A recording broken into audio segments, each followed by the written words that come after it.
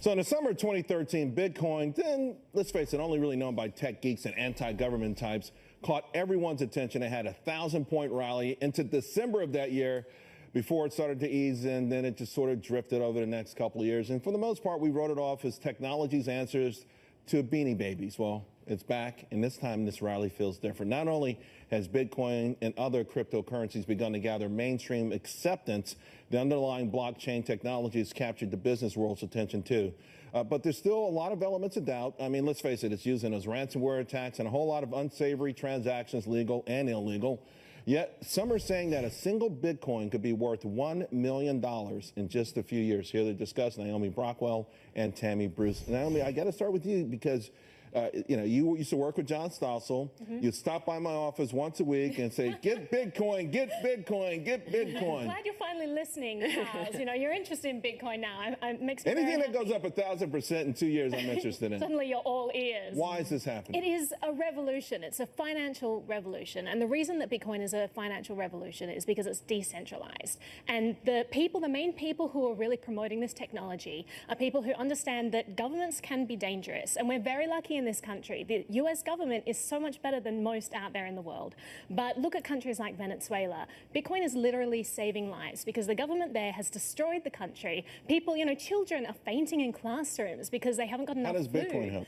Bitcoin helps because, they don't have access to food there, but they can use Bitcoin to buy groceries online from America, from Walmart, from Amazon. They have it shipped to Venezuela, and that's what's supporting whole communities there. This is really exciting stuff, that we have a technology that can actually circumvent dictatorial regimes now. Yeah, Tammy, I was always intrigued by that aspect of it, but I never trusted the technology part. But it feels like, more and more smart people are saying, hey, this is the way to go. This is the way to be safe. But used to be the same argument for gold. Yeah, indeed. And look, I like Bitcoin specifically because it allows you to go beyond the establishment.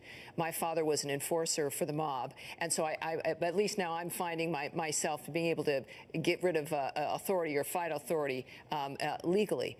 In this dynamic, though, here's my concern, is that I like cash more, and gold, of course, because nations are now going cashless, and that also affects our personal freedom. It's about if every action you take is going to be traceable, or even if with technology, Bitcoin relies on access to the internet, you're still at risk.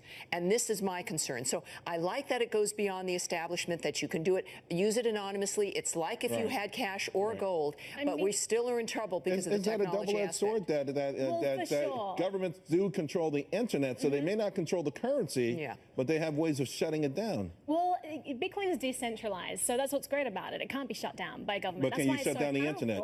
Can China say, hey, I'm shutting down the internet, I'm shutting down transactions? Well, not really. You can't smuggle it out in your shoe. I mean, you could have hash networks. People can use Bitcoin on their phones these days. But it still relies also on electricity. But when you say that cash is better, cash can't be transferred instantaneously across the other side of the world. But the world's problems here involve also the dynamic of grids going down. The internet's only good if you can turn on your internet, if you can do batteries. Let me ask you this, because you've been right, and I want to give you credit for this, because you have been right. You've been preaching this. You believe.